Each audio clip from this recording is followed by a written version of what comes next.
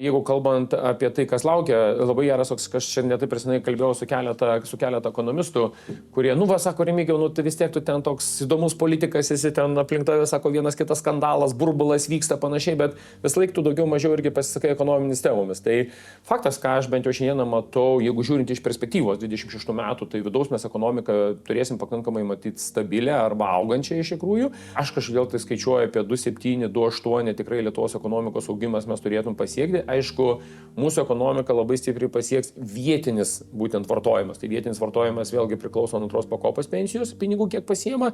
Man yra keista, kad vis dėlto antros pakopos pensijų fondų valdytojai, bankai neduoda informacijos, kiek šiuo metu žmonių pasiėmė, tarsi bijodami sukelti masinę paniką, kad žmonės puls pinigus pasimti ir juos pasiminės.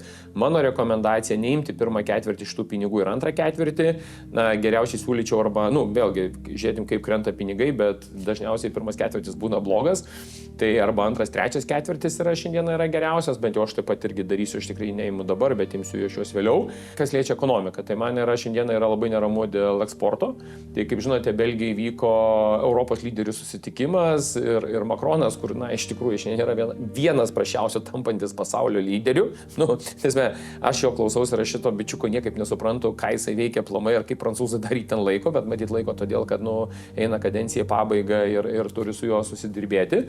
Ir netgi Europos lyderiai nesutarė, kokią tą Europą turėsim. Faktas, kad jeigu žiūrint gynybą, paskutiniu metu, pažiūrėkite, Europos šalis labai daug skiria pinigų gynybai. Tai faktas, kad investuotas euras į gynybą, jisai praeina labai daug skirtingų grandžių. Bet tai nėra, kad aš daviau eurą ir dabar mes, tarkime, tą eurą iškart pasiėmėm. Tai tas euras jis eina ir į žemę, ir į techniką, ir į traktorių, ir į draudimą, ir į elektrą, ir į darbuotojus. Jisai perina labai daug grandžių, kol jisai dina. Tai dabar klausimas yra, kokioje vietoje Europoje didžioji dalis pinigų nusės ir ar Lietuva vis dėlto galės būti išliks eksporto lyderė taip, kaip mes esam planavę. Tai jeigu žiūrėsime 25 metų antras ketvirtis, tai buvo jis mums silpnas. Nebuvo, aš nežinau, aišku, vėl čia reikėtų statistiką pažiūrėti, bet matyti Lietuvos banko analitikai, jie detalesnius turi skaičius. Aš turiu iš savo vidinius, kuriuos aš juos darausi kiekvienais metais ir rašausi. Eksportas man kelia įtarimų, nes man problema yra su Vokietija, nes vis dėlto Vokietija nerodo tos galios, kurie galėjo čia rodyti ir galėjo demonstruoti. Faktas, kad vokiečiai turi kuo greičiau atsisakyti žalio kurso ir žalias kursas turi automatiškai kristi lauk, nes jeigu jis nekrenta žalias kursas, tai griūva ekonomika. ES santykiai su Kinija, jų šiltėjimas yra akivaizdus ir jisai turi būti išlaikyti, nes tokiu atveju Amerikos nesugebam niekai pažaboti. Kitas dalykas, reikia nepamiršti, kad ateinančiuose metuose mes turėsime Prancūzijos rinkimai.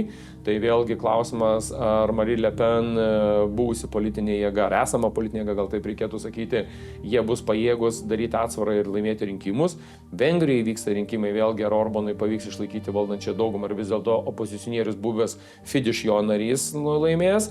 Tada faktas mums yra Lenkijos klausimas yra, ir vėlgi Danijos klausimas yra. Tai jeigu žiūrint iš eksporto šalies, nes bet kokiu atveju eksportas tai yra mūsų varikliukas. Kuo mažesnė valstybė tu esi, tuo tu labai esi priklausoma nuo eksportinių dalykų. Tai aš kažkodėl tai manau, kad ekonomika augs tikrai stabiliai.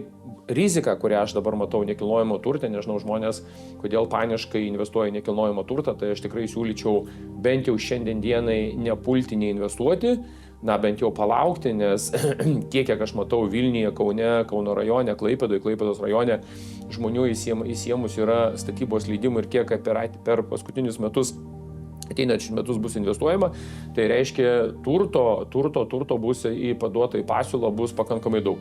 Tai aš manyčiau, kad mes turėsime pakankamai stabilius finansinius metus.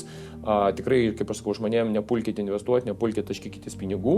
Jeigu turit laisvų pinigų, tai investuokite ten, kur ateityje jūsų kaštai mažės. Kaip aš sakau, namo apsišildymas, daugiabučio namo renovacija, langų, durų, pečiaus keitimas, ten saulės baterijų pasistatymas vėlgi yra problema, nes dabar reikės mokėti papildomą mokestį, svarstoma yra, bet tada reikės skaičiuotis pastatyti tokią saulės elektrinę, kiek tu pats sunaudoji, arba jau turi turėti akumuliatorių, kur tu galėtumai taupyti. Tai ir vėlgi yra kaštai, bet kartu tai ateities sąskaitą tu mažinsi.